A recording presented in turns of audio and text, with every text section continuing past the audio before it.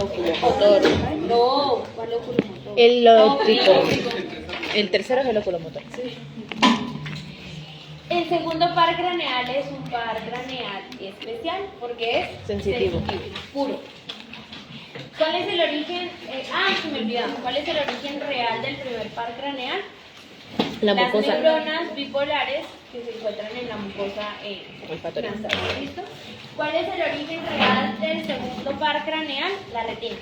Las células que se encuentran dentro de la retina, que tenemos de dos tipos, unas que se llaman conos ¿Desde dónde? y otros que se llaman De la bastones. mucosa nasal. Los bastones se encargan de la luz y los conos se encargan del color.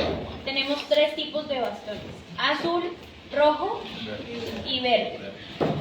¿El rojo y el verde en qué cromosoma están? ¿Que la qué? El rojo y el verde. Los conos rojos y verdes, ¿en qué cromosoma están? No sé. No sé. En el cromosoma X. Y la enfermedad que es causada a lo que yo, pues, en el momento en el que yo no pude diferenciar el rojo y el verde, se llama daltonismo.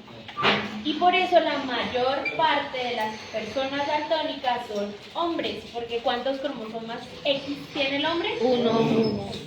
A no ser que tenga Klinefelter, que es una trisomía sexual, que son dos X y un Y. Pero en general, pues los hombres, fenotípicamente hombres, pues tienen un cromosoma X y un cromosoma Y. Las mujeres somos portadoras de la mutación para el daltonismo. ¿Por qué? Porque tenemos dos cromosomas X. Y pues, si no se expresan los genes en uno, pues los expreso en otro. Aunque hay muchas enfermedades que generan expresión genética, pero hacen selección de qué cromosoma voy a expresar. Pero bueno, no vamos a hablar de genética. Entonces, por eso en el daltonismo se presenta la enfermedad, ¿sí? Perdón, genotípicamente la mutación está en el cromosoma X y la enfermedad la vamos a llamar daltonismo. Y es que no pueden diferenciar el rojo y el verde. Y el cromosoma, y los conos azules se encuentran en el cromosoma 7.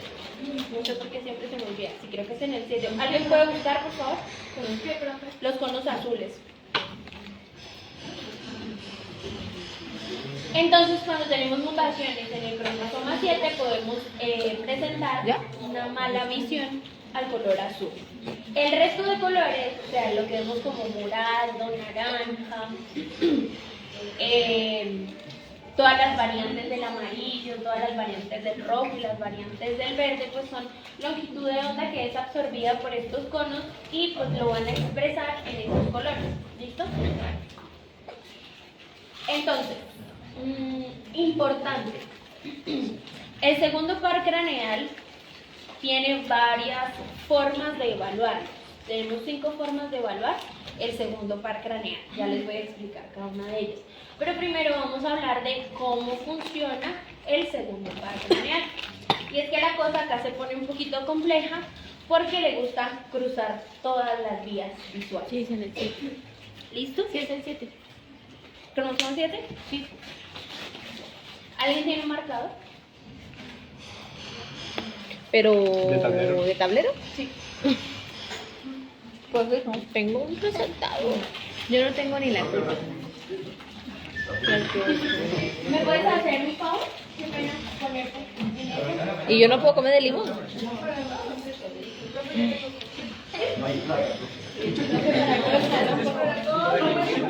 ¿Y por qué no puedo comer de limón? Porque el limón es más dañino. O sea, tú comes mucho. Bueno, esto es mala. Puedes hacer Hasta el sexo. Y la plata. La puta y la plata que venga del sexo. Pero no. La sexo.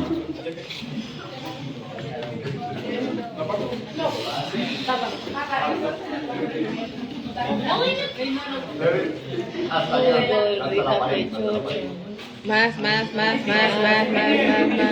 No joda, yo tengo son las piernas torcidas, no los ojos.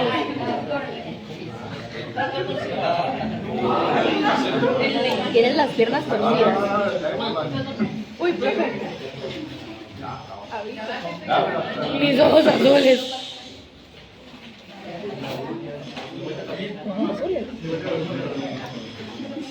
Es que la gente se zapa mundo, ¿cierto? Santiago. ¿Cierto que la gente zapa mundo aquí? ¿Cierto que la gente zapa mundo aquí? ¿Sí que sí? Empezando por usted, ¿no? Sí. Ya se molestando al niño. Como les había comentado antes, todas las vías neurológicas se cruzan.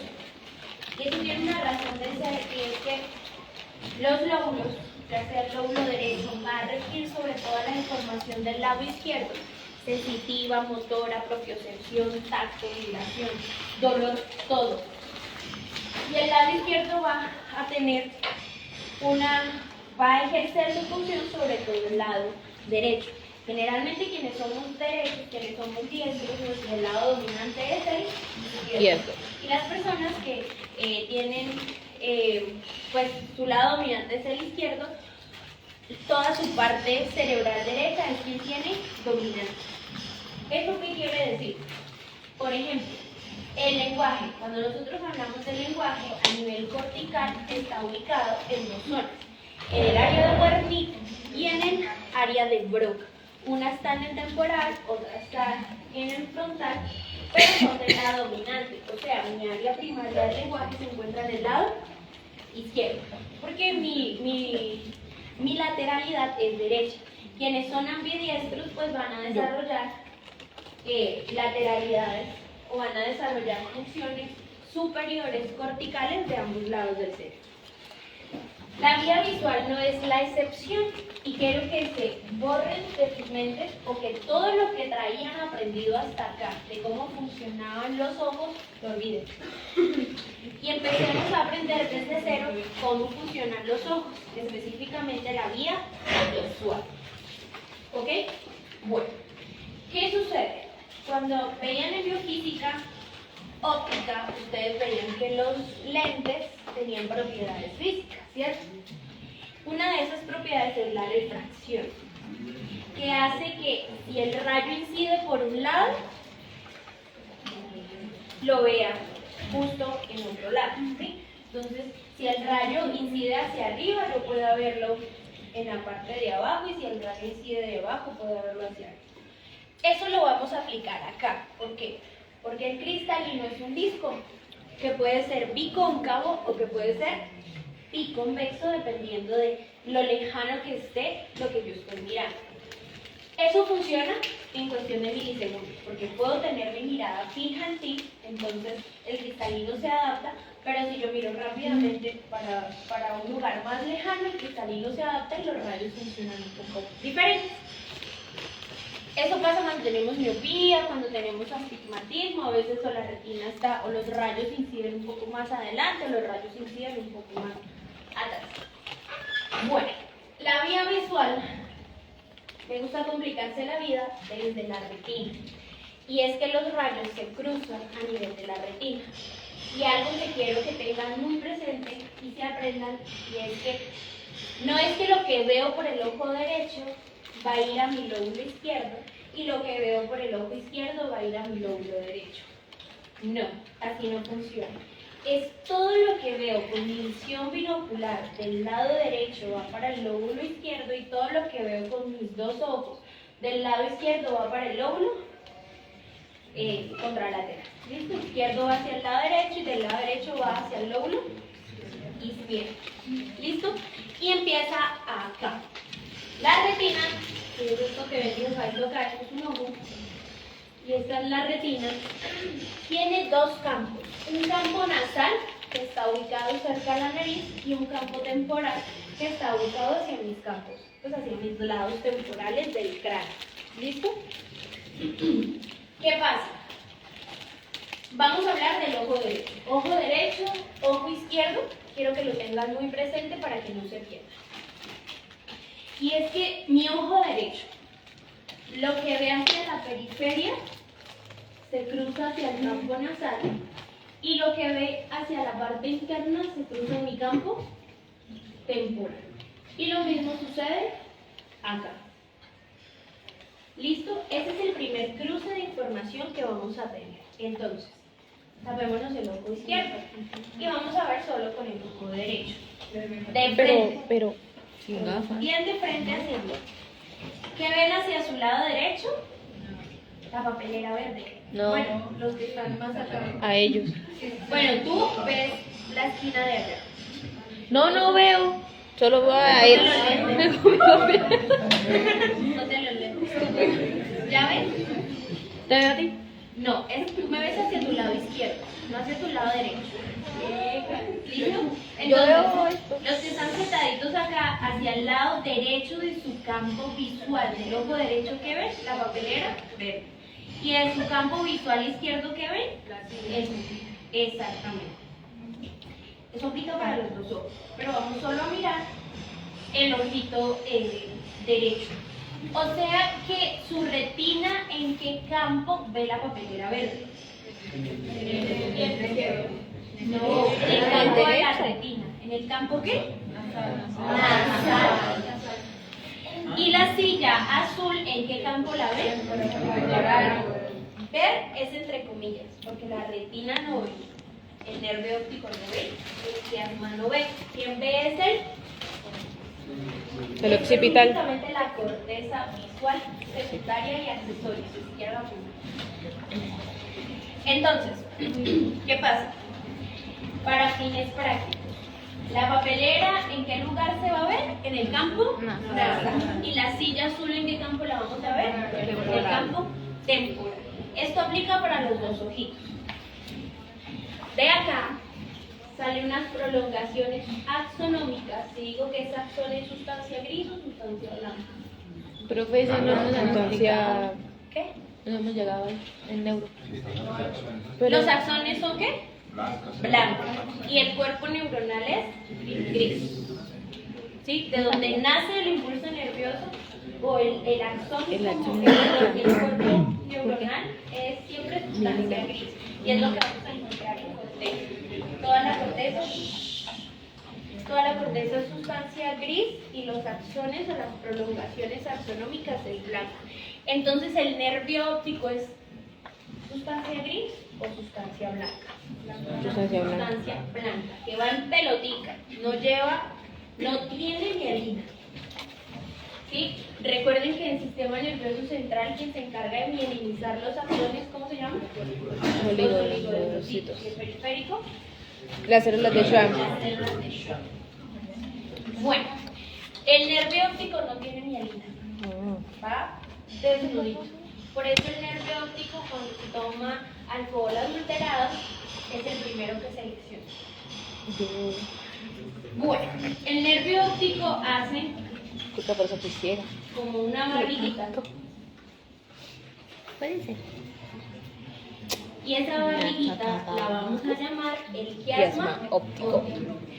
En el quiasma óptico pasa una cosa súper interesante, y es que los axones que venían del campo nasal del ojo derecho se cruzan hacia el lado izquierdo, y los axones que venían del campo nasal izquierdo se cruzan al lado derecho. Por eso se llama quiasma. Quiasma significa X. Y el campo temporal del ojo izquierdo sigue el mismo camino, y el campo temporal del ojo derecho sigue el mismo camino. ¿Hasta acá? ¿Entendido? ¿O no? ¿Todos se entendieron? Esa parte basal, ¿cierto? Del arcilla. Y la parte temporal sí va. Ipsilateral. ¿Claro eso hasta acá? ¿O hay alguien que todavía tiene dudas? Sí. La parte Bueno. La retina tiene unas prolongaciones, unas fibras, ¿sí? Entonces, las fibras nasales, cuando llegan al quiasma, se cruzan para el lado izquierdo, y las fibras nasales del ojo derecho de la retina se cruzan para el lado derecho. ¿Listo? Ninguna para la izquierda. Esto hasta acá, que me muestra que no tengo una dominancia sobre un ojo o sobre el otro, sino que mi visión es panorámica, y que mi cerebro interpreta la visión panorámica como lado derecho y como lado izquierdo. Entonces, ¿qué quiere decir?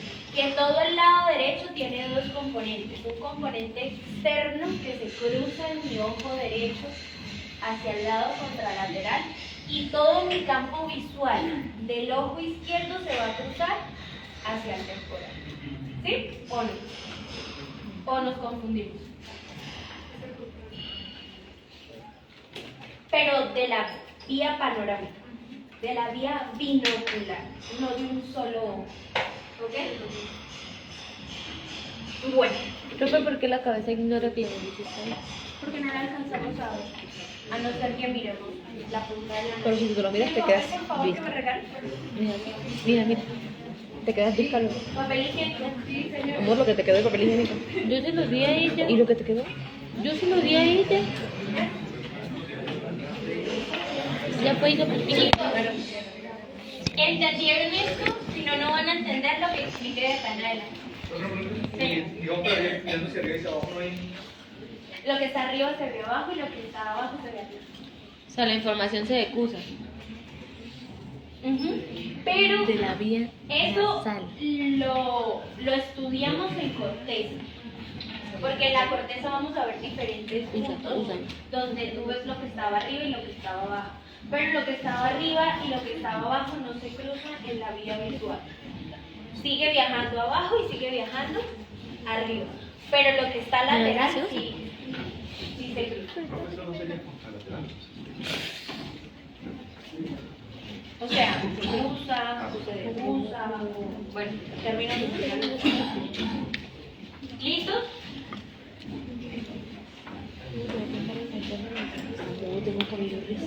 Renzo, porfa, en el grupo, dibujo de la vía visual.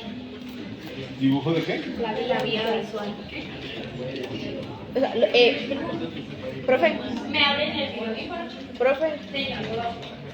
Señor. ¿Es esta?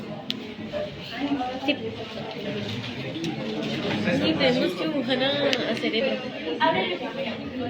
¿Tú dices mis espías? No. No, porque mi mate Mini espías no tiene nada. Mini espías es una película, Mini espías. Sí, pero o sea, yo vi más películas de Disney. Y no creo que me Mini espías. No, Disney. ¿Por dónde la daban? ¿Seguro todos lo entendieron? Pregunto varias veces por qué, porque esto no es fácil entenderlo a la primera. Porque la vía visual es un poquito compleja. Solo sé que han dicho que tú eres el sujeto. Y ya. Entonces, toda la información que tengamos en la retina va a tener un entrecruzamiento en el quiasma óptico. Pero lo que se cruza en el quiasma óptico son los campos nasales de la retina que ven mi vía periférica, no mi vía central. Porque lo que yo veo de forma central se cruza hacia los lados temporales y lo que yo veo en mi vía periférica se cruza hacia los lados nasales de la retina. ¿La pasas, por favor? Eso se lo quería explicar con dibujitos para que lo entendieran, ahorita que hablemos de toda la vía visual, pero les voy a hablar de cada pedacito de la vía visual. Inicialmente decimos que su origen real es en la retina o en las células de la retina y que de ahí va a ser una prolongación que se va a llamar nervio óptico. El nervio óptico tiene 4 porciones, una intraocular, una intraorbitaria, una intracraneal y una prequiasmática, por llamarlo de alguna forma. Pasamos por favor. Disculpen. El origen aparente es en el ángulo anterior del quiasma óptico. O sea, este es el origen aparente del segundo par craneal. Pasamos por favor. Profe, ¿puede repetir las 4 porciones, por favor? Ya las vamos a ver. Entonces, el primer segmento del nervio óptico es intraocular. Ese segmento, ¿dónde está ubicado? Justo en la porción terminal de la retina y antes que el nervio óptico emerja del globo ocular. El segmento intraorbitario es después de que sale del globo ocular y se llama intraorbitario porque viaja por toda la cavidad orbitaria.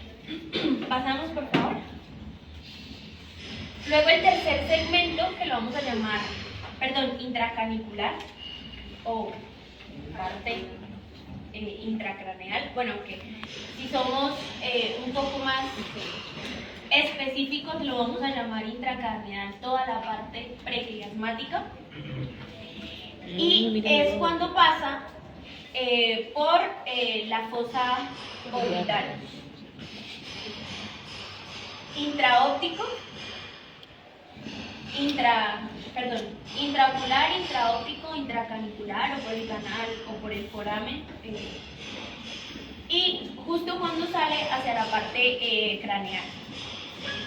Algo importante, y es que todo este recorrido, como les decía anteriormente, va sin mielina, él viaja solito.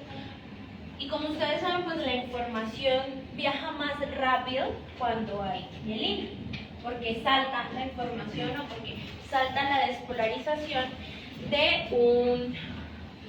un punto a otro sin atravesar pues la misma distancia. Pero la vía visual es una vía muy rápida también, porque ustedes pueden observar rápidamente los cambios en presión, color o movimiento de los objetos que están alrededor suyo. Sigue siendo lenta si la comparamos con las vías del dolor, que son muy rápidas, o las vías del tacto superficial, que son fibras extremadamente rápidas, pero la vía visual sigue siendo una vía rápida. Bueno, y el cuarto segmento es el segmento prequiasmático, que está dentro del cráneo. Pasamos, por favor. Hasta ahí se llama nervio óptico. Desde la parte intraocular hasta la parte anterior del quiasma óptico. Cuando ya se entrecruzan las fibras, lo vamos a llamar quiasma óptico. ¿Listo? Miren lo que les decía de los campos nasales, los campos temporales. Cuando les pido por favor que dibujen la vía visual, es que me hagan este dibujo con sus partecitas y sus nombres. ¿Listo? Bueno, ese quiasma óptico hace una prolongación posterior. Toda esta vía viaja muy paralela a la parte inferior del lóbulo frontal. Y en el quiasma óptico es que hace un poquito como de descenso, bueno, la parte posterior, para hacer sinapsis, la primera sinapsis, en el tálamo o en la lámina cuadrigémina, en los colículos superiores de la lámina cuadrigémina. Bueno, importante, todo esto es sustancia blanca. En el quiasma no hace sinapsis. Su primera sinapsis es en el tálamo o en la lámina cuadrigémina. ¿Listo? Ténganlo presente. O sea que desde que las células de la retina, los conos y los bastones hacen sinapsis con las células de la capa de segundo orden, lo que sale es axones. Pasamos, por favor. Eso es importante que lo tengan presente en todas las estructuras neurológicas. Hacen sinapsis en determinadas estructuras. Y cuando ustedes cogen el librito, ¿tienen por ahí el libro de Snell? En PDF. Yo lo tengo ahí también, pero igual ahorita les muestro una imagen. ¿Ustedes cómo saben dónde hace sinapsis? Porque te dibujan un puntito, que es el cuerpo de la neurona, te dibujan una colita y al final hay como una V. Ahí es donde hace sinapsis, para que se guíen de acá en adelante cuando vean vías neurológicas. Donde ustedes ven la V y ven otro puntito, justo en esa porción se dice sinapsis. Y así viaja toda la vida. ¿Listo? ¿Te regresas, por favor? Bueno, presten especial atención acá a lo que les voy a hablar, porque se conecta con el tercer par craneal. Vía visual. ¿Inicia en dónde? La retina. Se cruza la información de los campos nasales en el quiasma óptico. Y la primera sinapsis que se realiza, pues que en realidad es un poco paralela porque anatómicamente se encuentran muy cerca, es en dos porciones importantes. En la lámina cuadrigémina, escriban lámina cuadrigémina en los colículos superiores de la lámina cuadrigémina que se encuentran en la parte posterior del mesencéfalo. Los colículos superiores son visuales y los colículos inferiores inferiores son auditivos. Tres cosas importantes que pasan en el mesencéfalo. La primera, como ya viene la vía visual y me trae información del lado derecho y del lado izquierdo, hago una sinapsis en el núcleo parasimpático del tercer par craneal, que se llama el núcleo de Edinger-Weber. Ahorita lo miran cuando veamos tercer par craneal. Segunda sinapsis que realiza es en la conexión con los colículos inferiores auditivos que van a llevar información sensitiva, auditiva y visual al cerebelo para controlar movimiento. Por eso es que ustedes cuando van en un carro, si no tienen como la vía visual establecida, que viaje en el mismo sentido del carro, se marean. ¿Por qué? Porque de pronto ustedes están viendo que pasan los árboles, porque lo están viendo por la cara lateral del carro, pero su oído tiene no el movimiento que generan los árboles, sino un movimiento constante, pues que se marean. Entonces, el equilibrio, a pesar de estar coordinado por la audición, tiene que tener una vía visual. ¿Cuántos se han montado en una montaña rusa? Y en un momento, ustedes van subiendo y van mirando que suben, ¿cierto? Y luego van mirando que bajan. Pero cuando empiezan las curvas, su cerebro pierde la noción de que es arriba, que es abajo, que es a un lado, que es al otro, porque sus ojos no coordinan lo que los canales semicirculares están empezando a sentir. No se afanen, la próxima clase vamos a hablar de qué son los canales semicirculares y cómo funcionan. Pero es para que lo tengan presente. Es que el equilibrio debe tener una coordinación, movimiento, pues cuando les hablo de vía auditiva no es de la audición, sino del sistema vestibulo-coclear. Y debe tener una coordinación con los ojos, los astronautas, la gente que se dedica a la aviación, muchas de estas personas son sometidos a fuerzas centrífugas y centrípetas que hacen que su coordinación, movimiento-ojo sea supremamente rápido. Si ustedes los colocan a girar, paran y caminan, se van hacia los lados. Pero esta gente está tan altamente entrenada que puede soportar fuerzas G muy altas, que giran y terminan de girar y su visión es central, porque entrenaron toda su vía vestibulo-coclear, visual y su cerebelo para eso. Entonces, primera sinapsis, con la lámina cuadrigémina del mesencéfalo, que va a hacer sinapsis con el núcleo parasimpático del tercer par craneal. Otra sinapsis va a ser con la vía auditiva, que va a viajar hacia el cerebelo. Y la otra sinapsis se va a dar en el tálamo. ¿En qué porción del tálamo? En los núcleos funiculados laterales del tálamo. Porque son las direcciones y las coordenadas de las vías. ¿Señor? Núcleos funiculados laterales del tálamo. Eso no les va a aparecer en las diapositivas. ¿Sí? Y hay muchas cosas que yo les digo que no les aparecen en las diapositivas. Entonces escriban. ¿Del tálamo de qué lado? Tenemos los tálamos. El tálamo está dividido en un lado derecho y un lado izquierdo. Entonces, acá ya tenemos una vía visual establecida del lado izquierdo y acá ya tenemos una vía establecida del lado derecho. Señor. ¿Qué pasa por la Sinapsis de la vía visual. ¿De qué estamos hablando? De la vía visual. Hasta acá se llamaba como nervio óptico, quiasma óptico, cintillas visuales. Y de acá, de los núcleos geniculados del tálamo, ahí se hace una tercera sinapsis que va a viajar hacia la vía visual primaria, que se llama el área 17 y 18 del prótono, que se encuentra ubicada en ¿dónde? En el lóbulo occipital, específicamente en la cisura calcarina del lóbulo occipital. Escriban eso también. En cuanto a pares craneales, son muy específicas cuando voy a preguntar algo. Cisura calcarina o área 17 de Broca, ubicado en el lóbulo occipital. ¿La vía visual dónde está ubicada? encontrarlo en el lóbulo occipital. Porque si les preguntan, ay, la vía visual está ubicada en el lóbulo temporal, ¿sí? Pero una vía visual accesoria. Y es una vía visual secundaria. Es una vía que interpreta. Pero la vía primaria o el área primaria visual está ubicada en el lóbulo occipital. También hay vías secundarias en el lóbulo parietal. Entonces, en las preguntas uno es muy específico. Perdón. ¿Qué?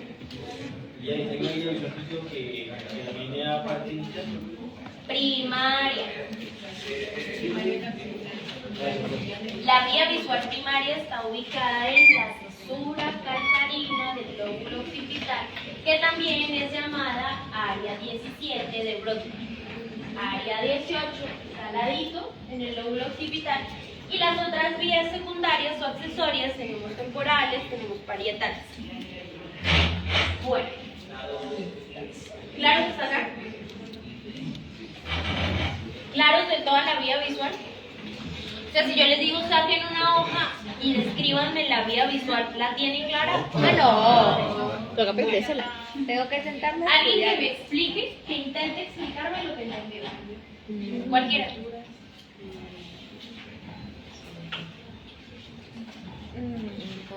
Me da pena pasar pena.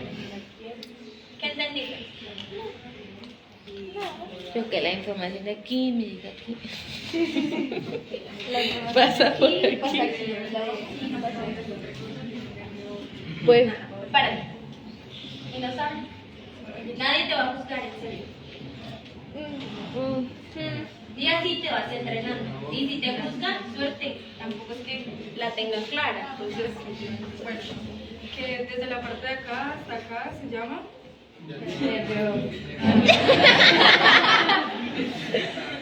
bueno, yo sí te puedo juzgar. Pero no me acuerdo. ¿qué es más? ¿Qué es más? Quiasma. Recuerda, quiasma lo sacas por cruz o entrecruzamiento. Por eso se llama quiasma. No es que seamos muy,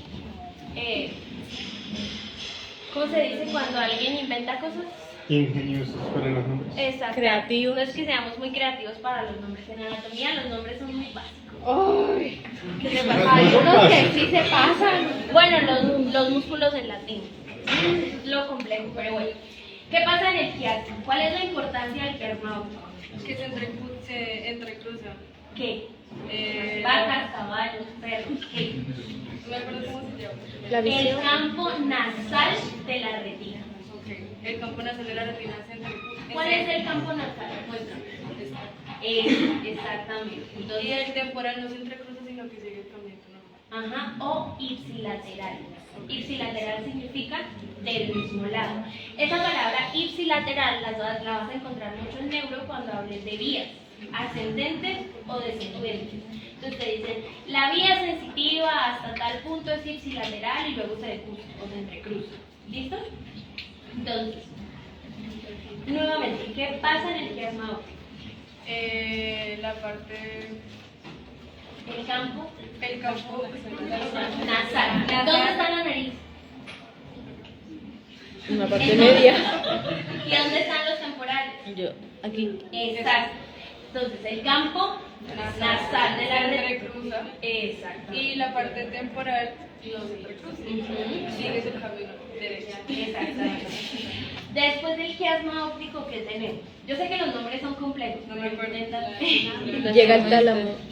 Hay una sinapsis en esos dos puntitos que se llaman la lámina cuadrigémina del mesencéfalo o colículos superiores.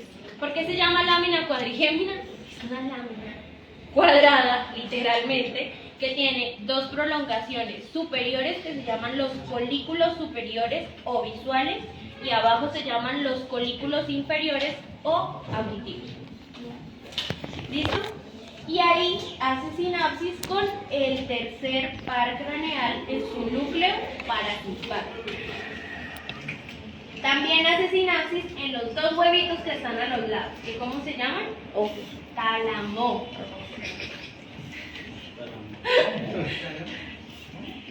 El tálamo.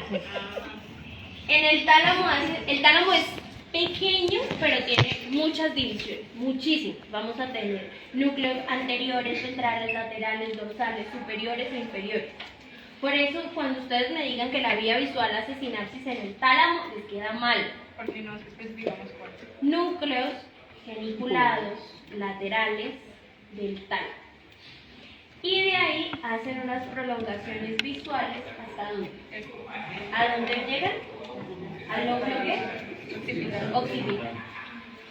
En el lóbulo occipital tenemos un área visual primaria, que es el área 17 de Brodmann, que se encuentra ubicada en una estructura llamada la cisura calcánea.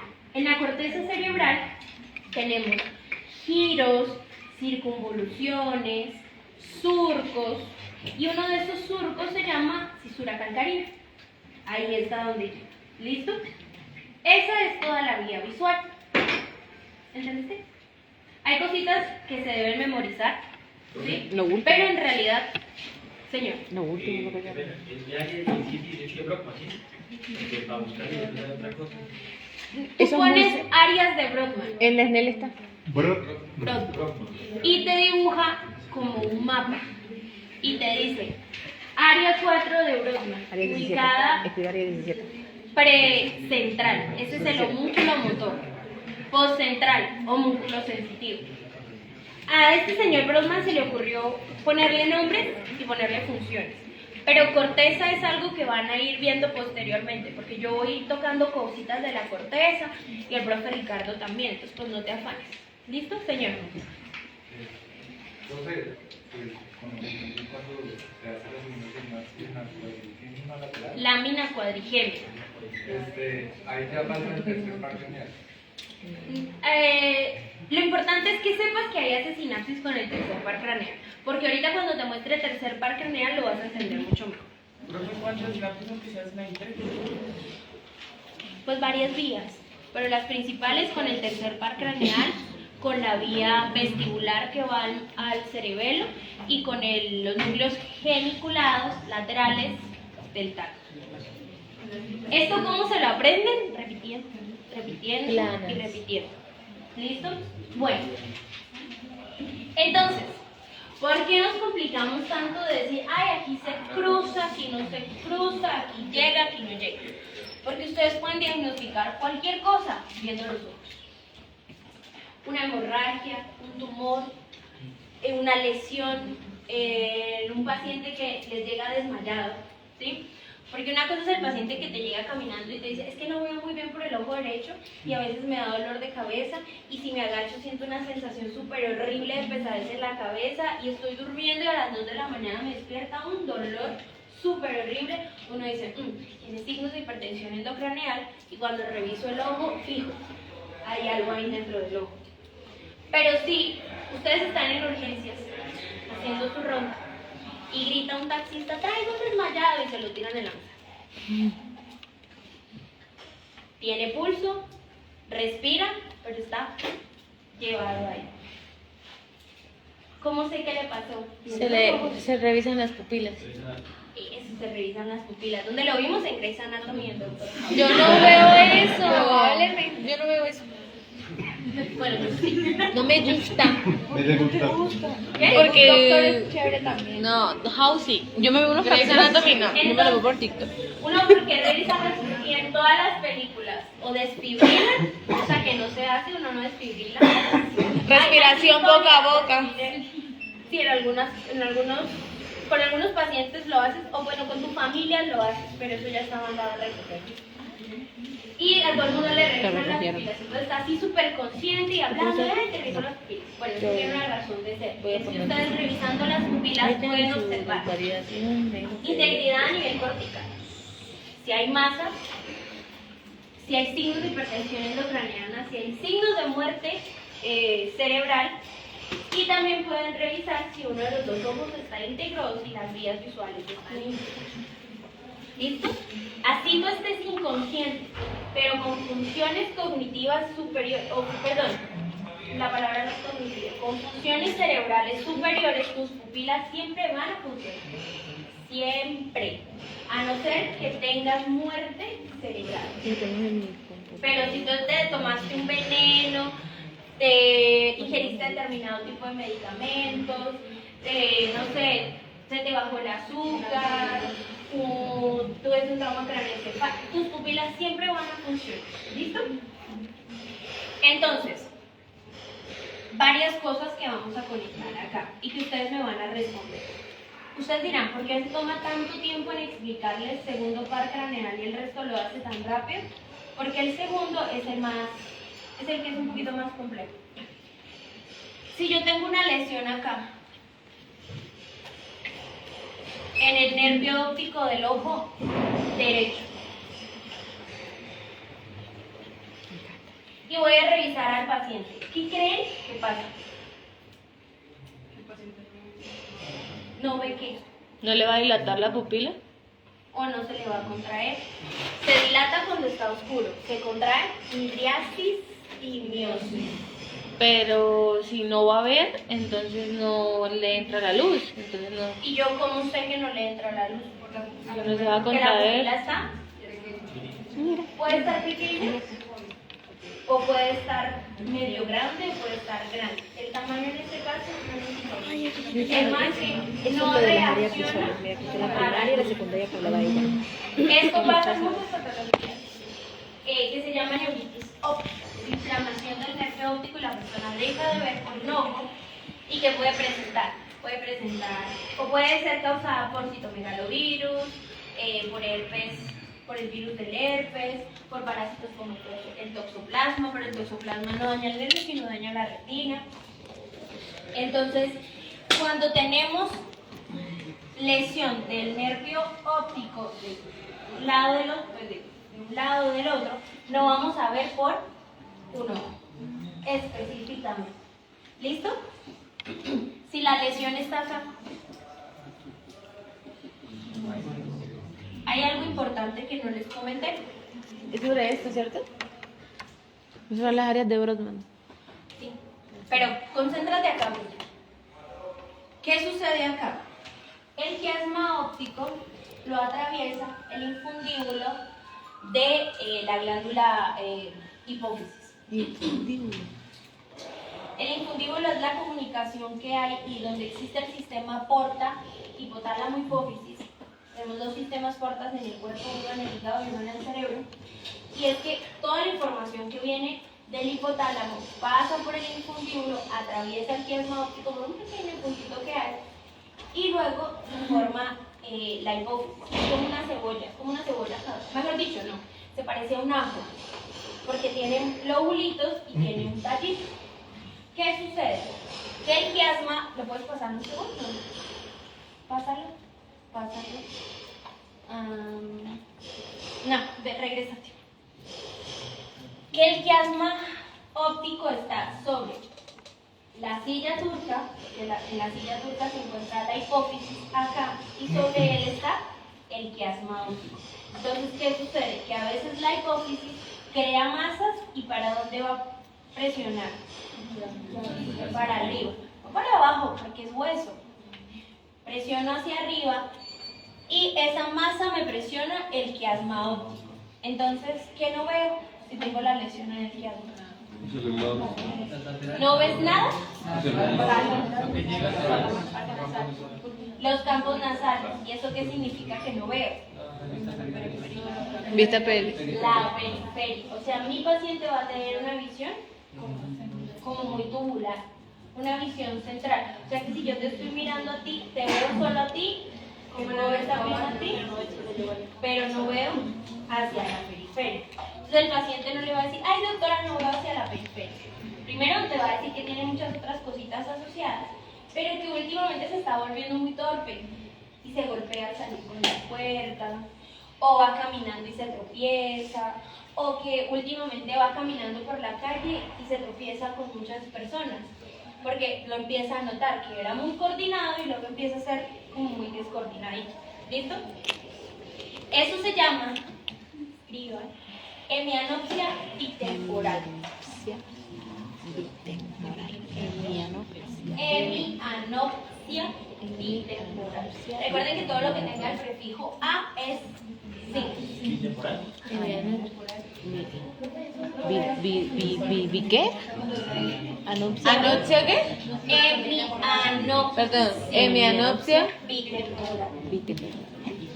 Bueno, entonces, ¿qué sucede? Que muchas veces es que ha pasado muchísimo. Llega el paciente y le dice al médico, doctor, pero es que últimamente me estoy volviendo como un poquito torpe, como que me tropiezo con todo. Y le evalúan su agudeza visual y porque, su agudeza visual está disminuida, vaya al optómetra. Y llega al optómetra y el optómetra dice, no, tienes una masa dentro del cerebro que usted pudo diagnosticar en consulta. No el optómetra. Esto no lo diagnostica el neurólogo, no lo diagnostica el neurocirujano, lo diagnostica el médico general en su consultorio, ya sea de urgencia o de consulta externa. Así que pilas pues. Bueno, ¿claros hasta acá? Si hay lesiones en el tálamo o en el mesencéfalo, no son lesiones visuales aisladas, tienen alguna otra cosita. Tienen parálisis del tercero, pueden llegar a tener vómitos por mal control del equilibrio, pero porque hay lesiones en el tálamo. Y cuando hay lesiones en la corteza, entonces vamos a tener escotomas. Ese término que significa que hay pequeños lugares de la vía visual que el paciente no ve, pero él no te va a decir como que, ay, de mi campo visual no veo un poco hacia arriba, hacia abajo, no, eso es con un examen especializado. ¿Listo? Esto lo van a incluir dentro del atlas. Van a colocar la vía visual, van a colocar cómo se llama cada estructura de la vía visual y aparte me van a colocar si hay una lesión acá, cómo se llama, si hay una lesión acá, cómo se llama y el resto de la vía visual. Cuando hablamos de lesiones en la corteza, hablamos de cuadrantopsias. Cuadrantopsia.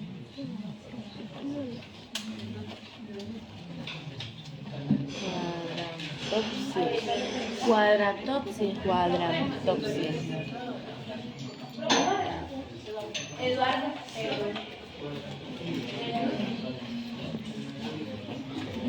Cuadrantopsia.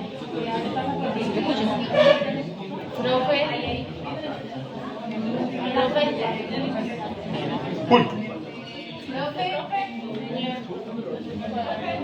Pero tengo que la coges de los lados. Sin miedo. Coge, pero hacia abajo, de los lados. Coge un ratito. Eso. Marica, son un Pero creo que sí. Ya había conectado. ¿Ya cargó tu computador? Sí. La pasita contra Pero, Ya. Ya.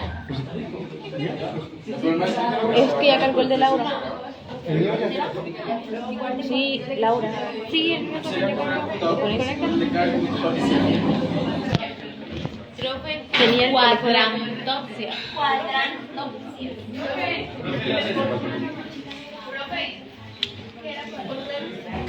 Cuando hay lesiones en el área occipital, señora. ¿De quién es esta? No, el paciente ve escotomas, pero el diagnóstico es cuadrantopsia. O sea, esa sensación que dice el paciente que ve como puntitos negros se llaman escotomas. Que no es lo mismo que fosfenos. Fosfenos es cuando vemos coco. El paciente no te va a decir, doctor, tengo fosfenos. No, veo cocullitos. Como que algo se me enciende y veo lucecitas y se llaman fosfenos. Esos son los que parecen como bacterias así transparentitas. No, eso será lo para. Eso es de esquizofrenia. ¿Qué me mira? ¿Qué me mira? ¿Qué me mira? Miguel. Miguel. Miguel.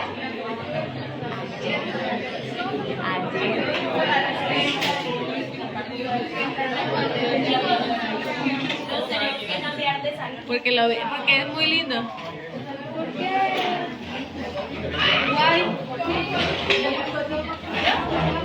¿Qué pasó?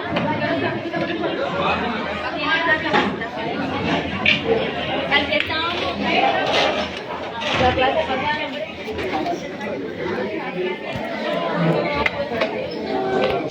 Ve llevando para que lo coloques en algún lugar. Sí, voy a cortar los pasos.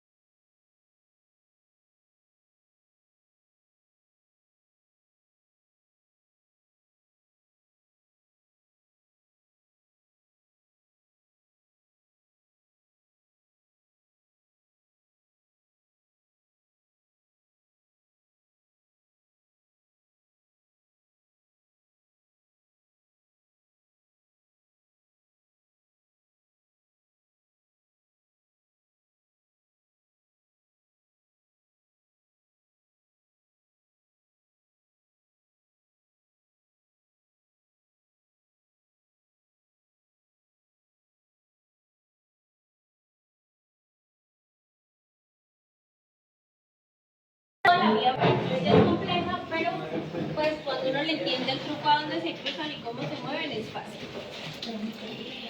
Vamos a hacer clases 30 minuticos más.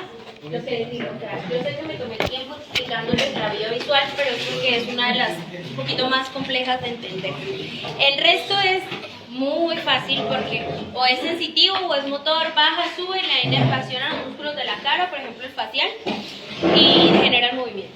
O el trigémino, entonces con sus dos divisiones superiores sensitivas, la inferior mixta y su inervación parasimpática. Entonces, el segundo es como el más difícil de entender. Todo esto, ¿en qué se traduce? En que yo debo evaluar la funcionalidad de los pares craneales en mi paciente. El primero era que oliera. Con el segundo voy a evaluarlo de 5 formas diferentes. Primera, agudeza visual.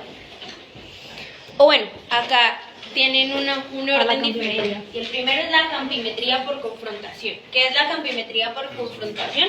Es que yo me paro enfrente de mi paciente a la misma altura, que me mire a los ojos y me paro frente a él, ya sea con un lapicero, una regla o con el dedo. Y le digo que no mire para ningún otro lado, sino que solo me mire a mí y me diga si ve dónde está ubicado el dedo. ¿Sí? Si yo me muevo por todo el campo visual, entonces voy a saber si él me está diciendo dónde está ubicado el dedo, si del lado derecho, del lado izquierdo, hacia el área nasal. Y es que te coloca frente a un sensor que te empieza a mostrar diferentes puntitos dentro de la vía, dentro del campo visual, y siempre te dicen, ¿en dónde lo ves? No, al lado derecho, arriba, al lado izquierdo, no sé qué, y ahí te nombran.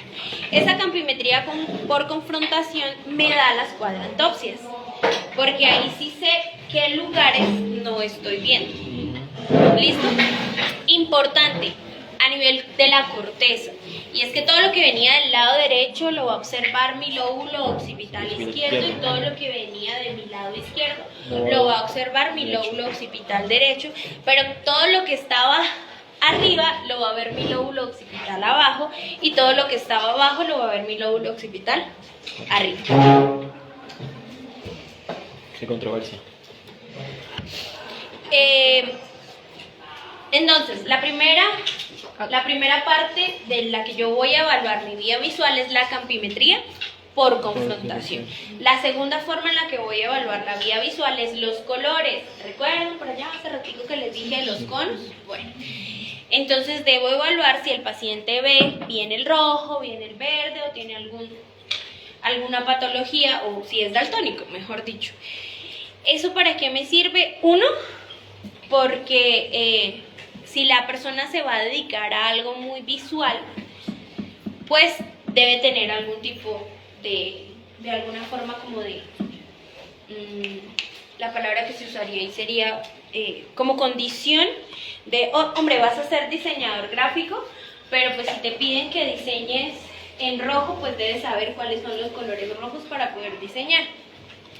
Las personas daltónicas generalmente en algún punto crean sus propias estrategias para saber cómo son los colores. Yo salí hace tiempo con alguien que era daltónico, no lo sabía, y pues yo sí notaba que cada vez que íbamos a comprar ropa, él me decía como que, ¿tú de qué color? Esa camisa es naranja, ¿cierto? Pero la ves como naranja clarita o naranja oscura, y yo, no, es roja. Ay, sí, me gusta. Mucho tiempo después fue que me enteré que era daltónico. Hay personas daltónicas que les da igual ser daltónicas, hay otras que tienen como un poquito de cosa con eso, pero pues existen muchas cosas como las gafitas para los pacientes daltónicos que hacen que puedan ver los colores. Bueno, la tercera forma de evaluar el segundo par craneal es con la tabla de Snell, ¿sí? Escriban por favor en su glosario quién era Snell, porque se llama tabla de Snell. Y esta tablita existe para visión lejana y visión cercana, porque si tú no ves bien de lejos es miopía, y si no ves bien de cerca es hipermetropía. Y pues los que sufrimos de astigmatismo estamos ahí como en una brecha, pero el astigmatismo es porque la córnea no es muy redondita, sino es como un balón de fútbol americano, alargadita. Entonces, ¿eso qué hace? Que los rayos no entren adecuadamente y uno ve todo borroso. Por eso es que uno le ve sombra a las letras, o las ve gorditas. Y los pacientes con astigmatismo sufrimos un poquito más que el resto, porque el paciente con miopía tiene lente y ya. El paciente con astigmatismo tiene cilindro. O sea que si el lente se gira un poquito, ya no ves, porque tienen que acomodar el cilindro. Bueno, ¿qué sucede? Que existe tabla de Snell para pacientes que son alfabetas, como esta, para pacientes que son analfabetas, que no saben leer y escribir, es un palito con rayitas hacia el frente, o hacia abajo, o hacia arriba, o hacia el lado derecho, o hacia el lado izquierdo, y la de los niños, que es con dibujitos. ¿A quién le toca mirar agudeza visual? Adivinen, a ustedes, en su consulta. Siempre deben evaluar agudeza visual. El Ministerio de Salud estableció edades para evaluar agudeza visual. Si ya es, por ejemplo, un bebé como mi bebé, que nace de 2 papás miopes y astigmáticos, pero yo ya sé que es una enfermedad autosómica dominante que le va a dar. Entonces, desde pequeñito ya sé que le tengo que poner lentes. No voy a esperar a los 4 años para, ay, ¿será que le dio miopía? No va a tener miopía, o sea, no tiene de otra, él va a ser miope. Autosómica recesiva, perdón. Entonces, ustedes deben evaluar agudeza visual en su consulta, siempre. Pero pues tienen que tener todo el medio adecuado para evaluar agudeza visual, no solo la tabla de Snell. Debe tener un tamaño proporcional, no debe estar ni arriba ni abajo, debe estar enfrente del paciente y específicamente como a 2.5 metros de donde voy a evaluar a mi paciente. Y eso me da la agudeza visual. Me dice que el paciente tiene visión 20/20 o visión 20/35, 20/30, 20/45 y pues ahí lo mando al optómetra y el optómetra así se encarga de decir, ay, tiene miopía, tiene astigmatismo, tiene una cosa, tiene la otra. Alguien me preguntaba en la clase pasada como, ¿es la misma tabla de Snell para todos? Sí, es igualita. Me decían, ay, ¿y será que si se la aprende? Sí, hay gente que se la aprende. Mi esposo se la aprendió cuando era pequeñito porque no quería que le colocaran lentes. Entonces, se aprendía el orden, tanto de adelante hacia atrás, de superior e inferior, y cada vez que lo evaluaban, él decía todas las letras y, uy, ve súper bien, re ciego, y le pusieron lentes como hasta los 10, 12 años más o menos. Entonces, por eso, ahora los optómetras, no sé si ustedes han visto, no le ponen a uno la tabla de Snell, sino le proyectan las létricas, pero en orden, en diferente orden, porque sí se las aprenden. Y acá no hay una, pero es la observación de la profundidad. La profundidad también es importante en la vía visual. Si yo sé si está más lejos, si está más cerca, porque nosotros tenemos una visión adecuada para la profundidad y se evalúa la profundidad a los médicos, claro, si van a ser cirujanos, más, porque no es la misma profundidad tener la aorta abdominal que tener el tronco celíaco, la mesentérica superior con sus ramas que son mucho más anteriores. Entonces, si yo sé que tengo que suturar la mesentérica superior, pero el bisturí, el portagujas lo poso un poquito más abajo, pues voy a lesionar otra cosa, porque no tengo percepción de profundidad. Las personas que van a ser pilotos, de carreras, de avión, bueno, muchas carreras necesitan tener una adecuada percepción de profundidad. Es más, hay universidades que cuando tienen altos índices de refracción en los ojos no les permiten hacer determinadas carreras, como las carreras de microcirugía. Pero yo pienso que eso debe estar replanteado, porque pues ahorita hay mucha miopía endémica por los celulares. La gente está necesitando más lentes porque pasan mucho tiempo frente al celular y sobre todo los niños. Y la quinta forma de evaluar el segundo par craneal es el fondo de ojo. Alguien me preguntaba, ¿yo puedo ver si en el cerebro hay hipertensión endocraniana o hay hidrocefalia con un fondo de ojo? Sí. ¿Cómo? Esa imagen que ustedes ven acá es la proyección que hace la luz de mi oftalmoscopio sobre la retina. Entonces vamos a tener varias partes. La primera parte es el disco óptico. El disco óptico es ver el nacimiento del nervio óptico. Él debe ser blanquito, debe tener un área circular muy descrita, que también la vamos a llamar que tiene una escotadura temporal y una escotadura nasal. Y dentro del nervio óptico o dentro del disco óptico vamos a ver que las arterias retinianas, que deben estar centrales, deben tener pues sus prolongaciones hacia arriba, hacia abajo, hacia los lados. Las personas que tienen entrenado su ojo para ver fondo de ojo ven hasta cuando las arterias de la retina palpitan. Pero pues uno no ve eso, pues yo nunca lo he visto. Solo pues me enfoco a mirar fondo de ojo. ¿Cómo? Lo que les digo. Uno, la retina cuando la observamos se ve naranjita, casi rosada. Un disco óptico blanco. ¿Por qué se llama disco? Porque es muy redondito, con su escotadura nasal, su escotadura temporal y en el centro las arterias retinianas. ¿Qué pasa cuando hay una masa dentro del cerebro que está generando aumento en la presión intracraneal? A nosotros nos puede generar aumento de la presión intracraneal por una hemorragia, porque el líquido cefalorraquídeo no se mueve constantemente por una obstrucción o por una sobreproducción o una masa.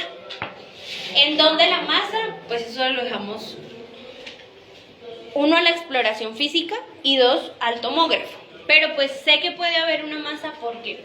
Porque ya no se ve el disco óptico normal, ya no se ve blanquito, sino se ve rojo. Y no le vamos a ver las escotaduras o el círculo completo, sino lo vemos como gordito. Eso se llama papiledema.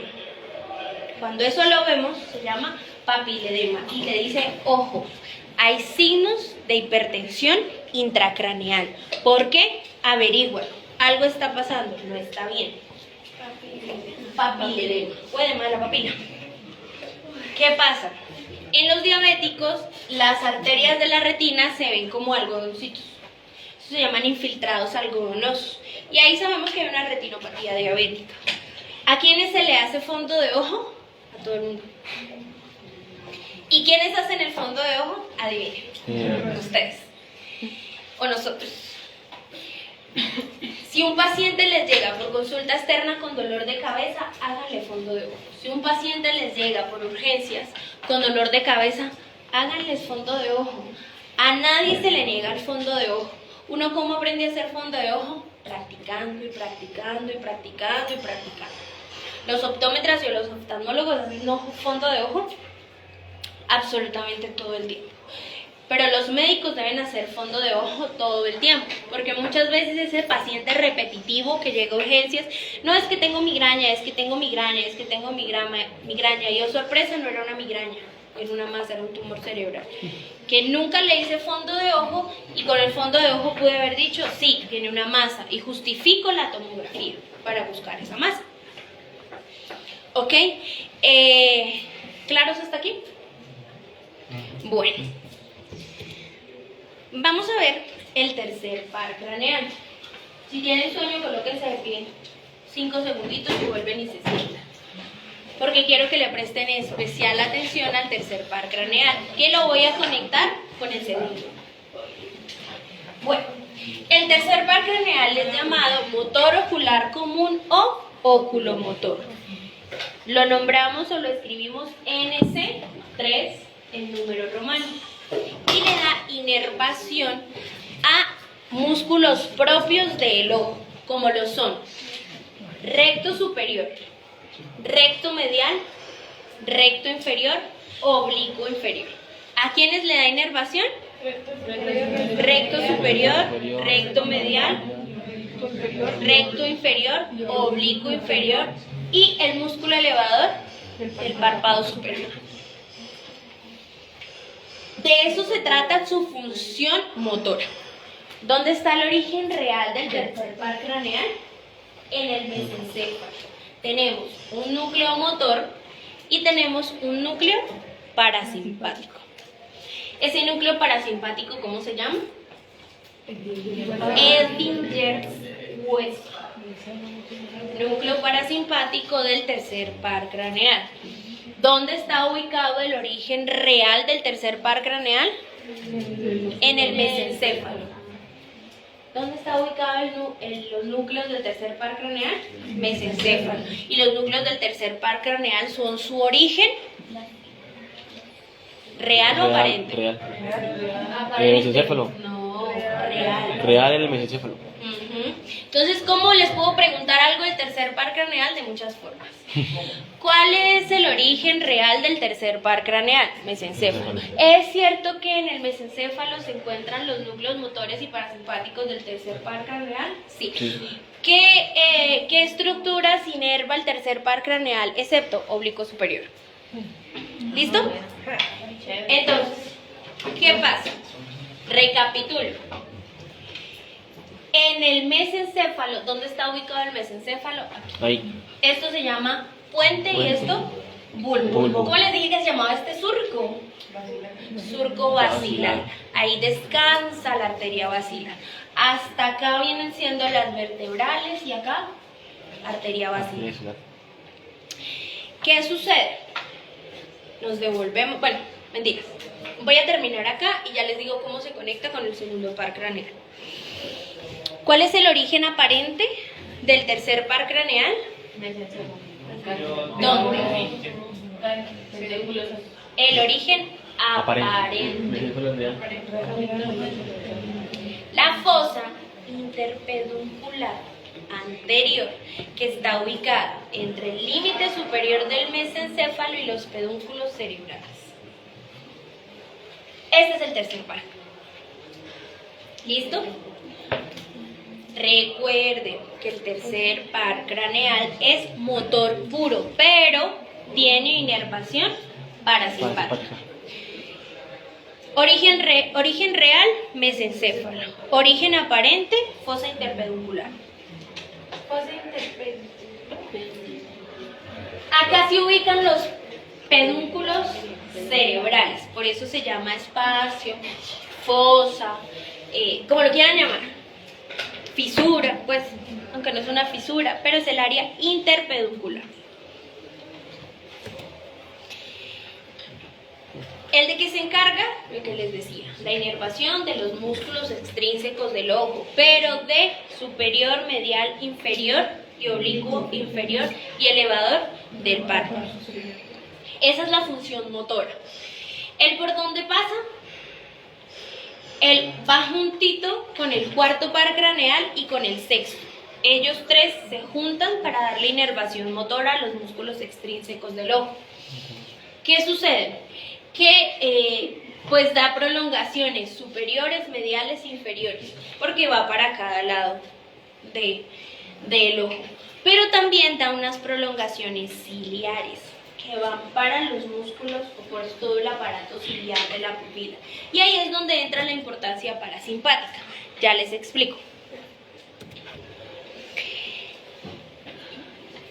Esto es lo que les hablaba. Por favor, esa imagen ténganla muy presente porque la próxima clase la vamos a ver porque vamos a hablar de ojo. Y ahí están dibujaditos el mesencéfalo. Miren los núcleos en el mesencéfalo. Acá, núcleo motor, núcleo parasimpático, hacen su prolongación del mesencéfalo, puente y bulbo raquídeo y de toda la inervación para el recto superior, recto inferior. Acá está el recto, acá está el recto medial, cortamos el recto lateral y da unas prolongaciones para toda la parte de la pupila. ¿Claros hasta acá? Entonces, inervación motora para los músculos del ojo e inervación parasimpática para el esfínter de la pupila. Me regreso. Cojan la linternita de su celular y con su compañerito, todavía no le iluminen el ojo, gracias. A quien le van a iluminar el ojito, por favor, ciérrelos un momentico. Necesito que esa pupila esté grandotona. Okay. Escúchenme las instrucciones. Por eso está el champú, tiene instrucciones. 1. Van a alumbrar un ojito y van a ver qué pasa con ese ojo. Fíjense, alumbran, retiran. Alumbran, retiran. Y para que sea mucho más fácil que cierre los ojos, si quieres se tapa, no presiones el ojo porque pues genera sensibilidad en la córnea, sino solo produces oscuridad y otra vez alumbran y quitan. Y miran qué pasa con la pupila, en qué momento hace midriasis y en qué momento hace miosis. Y luego van a observar el otro ojo. Háganlo.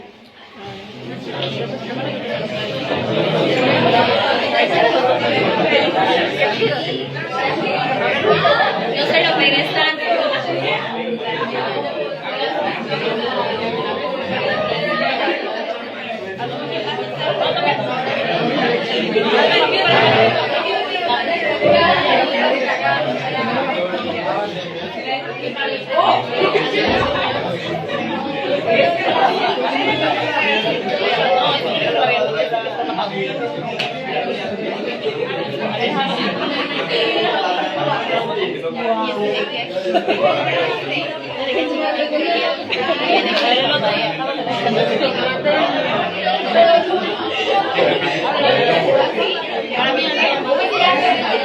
Profe, estamos hablando del ojo, pero del ojo ya. Cierra los ojos. He estado bastante en el Duerma, si no duerma no. Pasito.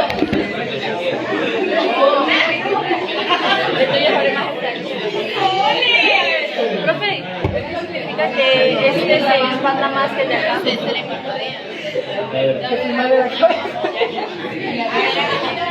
¿Listos? Bueno, primera conclusión. En medicina aplicamos el método científico, ¿cierto? Tenemos un problema, hacemos una hipótesis y luego vamos a mirar si esa hipótesis es verdadera o falsa. La primera parte, ¿cuál es el problema? Mirar cómo funciona la pupila. Primero, del ojo al que le coloco la luz. ¿Qué sucede cuando le coloco la luz? Se contrae la pupila. El esfínter o la pupila no es un órgano, la pupila es un espacio y quien se contrae son los músculos ciliares que hacen, bueno, en realidad forman prolongaciones y hace que se cierre el esfínter de la pupila, que es un espacio virtual, porque necesito regular la cantidad de luz que entra a la retina. Entonces, si tengo mucha luz, ¿qué hago? Miosis. Y si tengo poquita luz, ¿qué hago? Midriasis. No miasis. Miasis son gusanos. Midriasis y miosis. Apréndanselo, repítanlo muchas veces. Vayan para la casa y digan midriasis, miosis. ¿Por qué? Porque se confunden. Y cuando yo les digo, entonces el parasimpático hace midriasis o miosis. Bueno.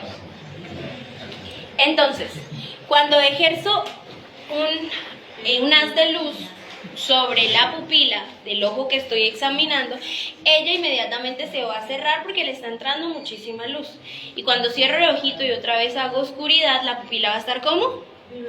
Dilatada o midriasis. Eso en el ojo que le estoy colocando la luz. ¿Qué sucede en el ojo del lado?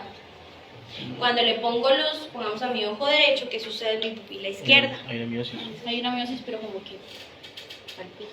O sea, a pesar de que no estoy colocando luz directamente sobre ese ojo, él se contrae.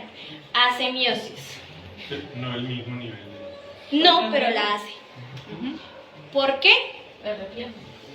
¿Cómo se llama ese reflejo? Se llama reflejo fotomotor. Pero el reflejo fotomotor es cuando yo pongo la luz sobre el ojito. Pero tengo un reflejo parasimpático. ¿Cómo les dije que era la primera sinapsis que daba la vía visual? ¿A dónde la daba?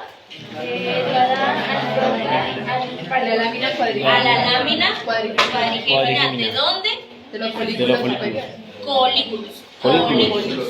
¿Y los colículos superiores están ubicados en dónde? En el mesencéfalo. O sea que una de las primeras sinapsis que yo hago, ¿a dónde es? Al núcleo parasimpático del tercer par craneal. Y así genero varios tipos de vías. Una, el reflejo consensual, el reflejo fotomotor y el reflejo pupilar aferente. ¿Qué es el reflejo pupilar aferente? Ese que ustedes acabaron de hacer, que alumbro un ojito, pero el otro se cierra. ¿Fue hasta la corteza esa vía? No. Fue al mesencéfalo y le dijo, nos está entrando muchísima luz, debo cerrar la pupila del otro ojo. ¿Qué sucede cuando el nervio óptico, por ejemplo, del ojo derecho está lesionado? Si alumbro mi ojito izquierdo y le pongo luz, él se cierra y mi ojo derecho va a intentar cerrarse, porque la vía parasimpática está intacta. Pero si la luz la pongo en mi ojo derecho, que es el que el nervio óptico está malito, ¿qué pasa? ¿Intento cerrar la pupila? No. ¿Y la vía parasimpática la activo? No, tampoco. Eso se llama defecto pupilar aferente. Bueno, tarea. Tengo una idea para el segundo corte, pero pues todavía no se la voy a decir. pongas creativa. Y es que para segundo corte vamos a tener cuaderno de tareas. Uno, garantizo que las busquen. Dos, que cuando se las pregunten en el parcial no van a decir, ay, no la estudié, usted no la dijo, escuché la grabación y no estaba. Sí, sí está. Esos. Si hubiese pasado. Deja ir las Bueno. cosas. Sana y deja ir las cosas. Bueno, entonces van a averiguar qué es la pupila de prostituta. Pupila De prostituta. de pupila. De prostituta. Pupila de vagabunda.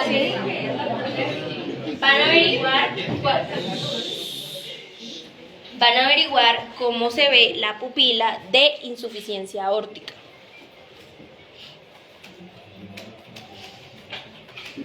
¿Insuficiencias? Aórtica. ¿La escribes en el grupo, Renzo, En por eso favor? sí. Entonces, van a averiguar qué es la pupila de prostituta, van a averiguar qué es la pupila de insuficiencia aórtica, y en el atlas me van a dibujar qué son las pupilas puntiformes, que es una pupila midriática, que es una pupila miótica. Yo les dije que no me dieran ¿De café. nuevo? Puntiformes, puntifo, de puntico, puntiforme. Pupilas midriáticas, pupilas mióticas, que es la anisocoria. Y anisocoria. ¿Y anisocoria? Van a dibujar 4 ojos para la lápiz. Sí. No. Pero estoy preguntando. Anisocoria es una chica. La isocoria es cuando es como una otra forma, ¿no? La isocoria. Anisocoria. No, pero la anisocoria. Bueno, paréntesis. No, son 3 pupilas. Bueno, ya les dije que era el defecto pupilar aferente, pero de todas formas, averigüen. Momento. Pupila referente. Defecto pupilar aferente. Bueno, hasta acá estamos viendo toda la parte motora y parasimpática de la vía visual. ¿Listo? Entonces ya conectamos el segundo y el tercer par craneal y entendemos por qué funciona como funciona. No solo voy a hacer movimientos con el tercer par craneal, sino que el núcleo parasimpático me va a ayudar a entender qué sucede con la vía visual. ¿Cuánto se demoraron ustedes examinando los ojos? Y cuando le cojan práctica, hacen exploración de todos los pares craneales en menos de 2 minutos. Y me da una idea de qué tiene el paciente, en dónde está la lesión. Ya cuando ustedes examinen dermatomas, miotomas, reflejos, posición, marcha, pues aún más les va a dar una idea de dónde está la lesión. ¿Ok? Bueno, hay enfermedades, quiero que lo tengan como paréntesis, como la esclerosis múltiple, que ¿dónde da lesiones? En absolutamente todos lados, por eso la llaman la gran simuladora.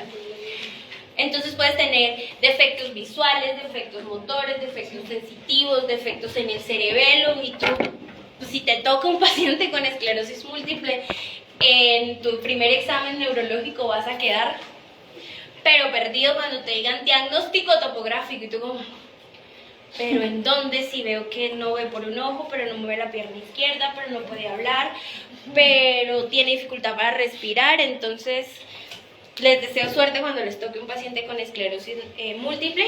Diagnóstico de volver a la fábrica por gracia.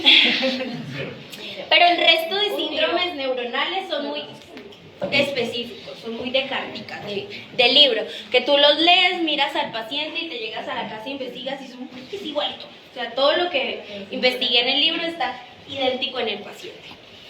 Bueno, entonces, el movimiento propio de el ojito Lo voy a enseñar cuando les hable ahorita rápido del cuarto y rápido del sexto, porque si solo les hablo del tercero, no van a entender cómo se mueven los ojos. Hasta acá, ¿qué es entonces la vía parasimpática? ¿Sí? La vía parasimpática la vamos a usar cuando haya también activación del simpático, cuando haya activación del parasimpático, y aparte de eso tenemos otros dos tipos de reflejos, que es el reflejo consensual o el reflejo de acomodación. O sea que un ojo no mira para un lado y el otro ojo no mira para el otro. Los dos ojos se van a acomodar a mi vía visual, y si yo estoy viendo algo de lejos, pero inmediatamente veo algo cerca, mi ojo se acomoda. Es el reflejo consensual, ¿sí? Yo acomodo los rayos a lo que vaya a ver. Y eso no solamente une el segundo, sino une al tercero. Porque si tengo parálisis de un músculo, pues así yo quiera acomodar, estoy viendo de lejos y quiero acomodar algo súper cerca, no puedo porque uno de los músculos está paralítico. El cuarto par craneal, que lo vamos a llamar patético o tronclear, inerva ¿qué músculo? Solo inerva un músculo, y es el oblicuo ¿qué? Superior. El origen real del cuarto par craneal también está en el mesencéfalo, y es el único par craneal que sale posterior. A él le encanta, a todos los pares craneales les encanta complicarse, y antes de salir tienen el núcleo, hacen una prolongación posterior, se cruzan y luego salen. Entonces, el nervio, el cuarto par craneal que sale por el lado derecho, en realidad tiene su origen en el lado izquierdo. Y así del otro par craneal. Bueno, el cruce se da ahí mismo. Núcleo, sustancia periacueductal, hago un surquito, cruzo y salgo. Y tiene su origen aparente muy paralelo al tercer par craneal de cada lado. ¿Listo? Va a viajar, o cuando entra en la cavidad orbitaria, viaja al ladito del tercer par craneal y del sexto par craneal. Ese es el más fácil. Bueno, muchas gracias. Ay, perdón. El sexto. ¿Cómo así, profesor? ¿Eso o quinto? No, es que en el ojo está segundo, Ok, tercero, cuarto cuarto y sexto. Ok, ok. Ah, ok. Está moviendo el ojo, está moviendo el ojo.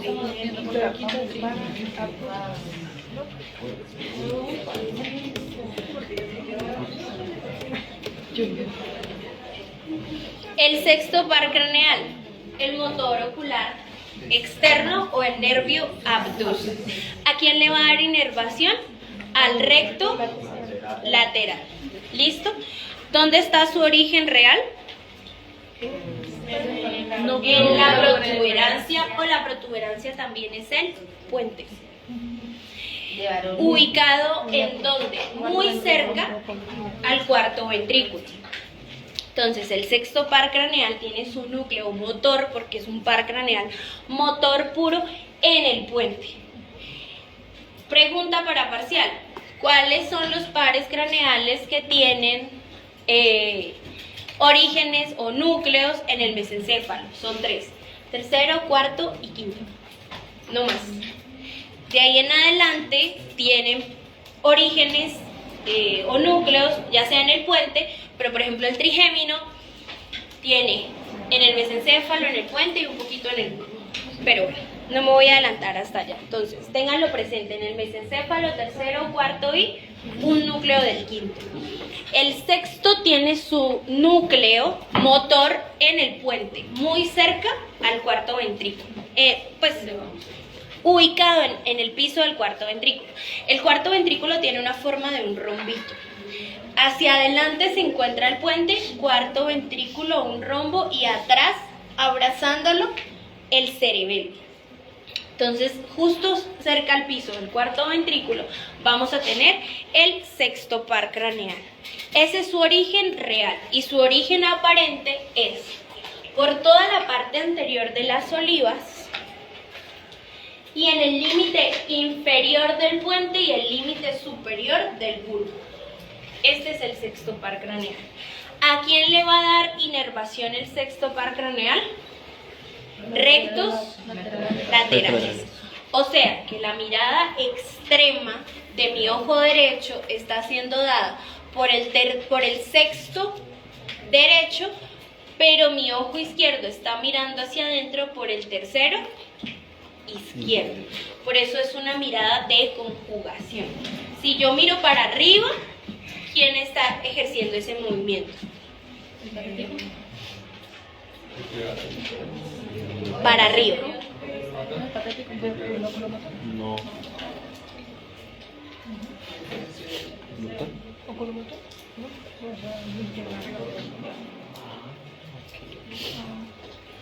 Mis ojos miran para arriba, miran para el techo. ¿Quién está haciendo el movimiento? Tercer par craneal. Me devuelvo. El tercer par craneal inerva recto superior, recto medial, recto inferior, oblicuo inferior. El cuarto, el oblicuo superior. Y el sexto, el oblicuo lateral. Cuando nosotros hacemos mirada conjugada o pues hacemos movimientos conjugados, no evaluamos solo el tercero, de una vez evaluamos tercero, cuarto y sexto. Entonces, si le decimos al paciente que mire para arriba, que mire para abajo y que mire hacia el centro, pero en línea horizontal, el tercero está súper bien. Y si vemos que la pupila se dilata y se contrae y tenemos reflejos normales, decimos que su área parasimpática está súper bien. El cuarto, ¿qué hace? O el troclear, ¿qué hace? Que mi ojo gire hacia adentro. Entonces por eso puedo bajar escaleras. Yo me puedo mirar la punta de la nariz porque mi cuarto par craneal está íntegro. Gira el ojo hacia el centro y hacia adentro. ¿Listo? Y el sexto hace que podamos mirar hacia afuera. Cuando nosotros queremos evaluar en un paciente consciente los movimientos oculares, le decimos que mire mi dedo. Entonces le decimos mire arriba, mire abajo, mire a un lado, mire al otro. Pero si el paciente es un paciente de alguna forma que no sigue órdenes, ¿qué hago? Eso se llama ojos de muñeca. Y es que le encojo la cabeza al paciente y la empiezo a mover. Los ojos inmediatamente se van a mover para cualquier lado. Uno no deja la mirada fija. ¿Sí? Pruébenlo con sus compañeros. Si le mueven la cabeza, los ojos inmediatamente van a intentar tener una vía. No. Los ojos ya no se llaman así.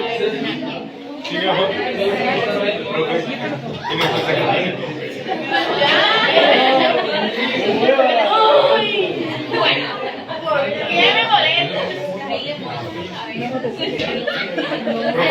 Es por eso es que es posible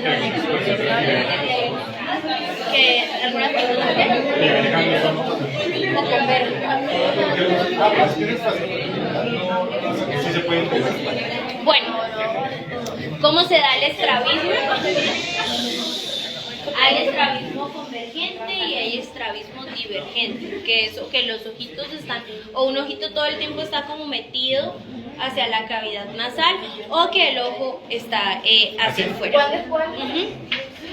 Convergente, divergente. Entonces, ¿qué sucede?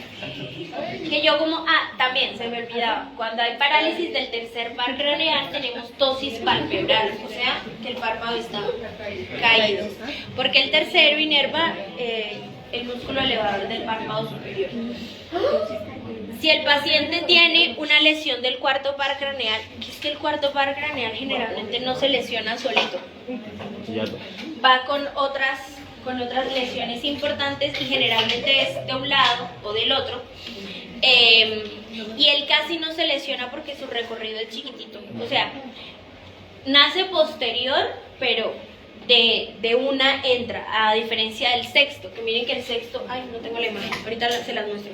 El sexto está muy abajo, él tiene que subir un poquito para luego unirse directamente al tercero y al cuarto, entonces se puede lesionar en algún lado, pero generalmente esos pares craneales no se lesionan solos, siempre van en conjunto. El tercero sí se puede lesionar solito, porque a veces podemos tener aneurismas que presionan solo el tercero, no en su núcleo, sino en su recorrido. Entonces el paciente está con el ojito caído, tú le abres el ojo y le intentas decir que mueva, que haga movimientos oculares y no los presenta, entonces ya te da un indicio de que tiene una lesión del tercer par craneal. Debemos hacer convergencia, la convergencia es fácil y es por los rectos mediales, pero si la convergencia es inferior es por el cuarto par craneal. Esos son los dibujitos que les dije que debían hacer.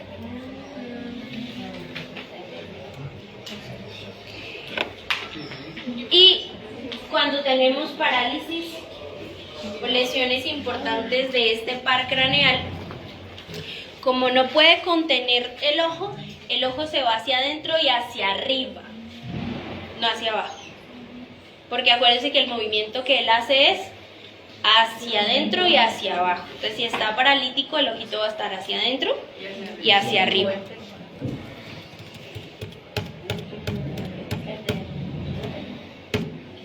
Y el sexto, el paciente, se supone que si un músculo está paralítico es porque yo puedo contener el movimiento, el ojito lo voy a tener un poquito hacia adentro, pero no hacia arriba, sino hacia adentro en la línea horizontal.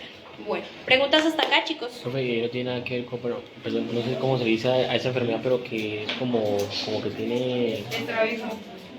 Pues, ¿Qué? el piso. Estrabismo. Es lo mismo lo de la parte de la... Tercer par. Tercer parte. El estrabismo es congénito, o sea, el bebé nació con estrabismo y adquirido, que hay mucho estrabismo adquirido por el celular. Porque los bebés están todo el tiempo muy cerquita. ¿Claros hasta acá?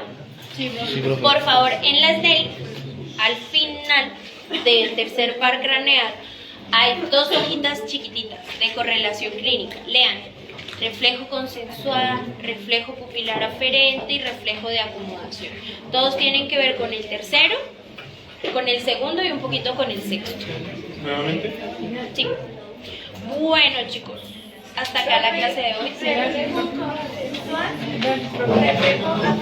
Pupilar aferente.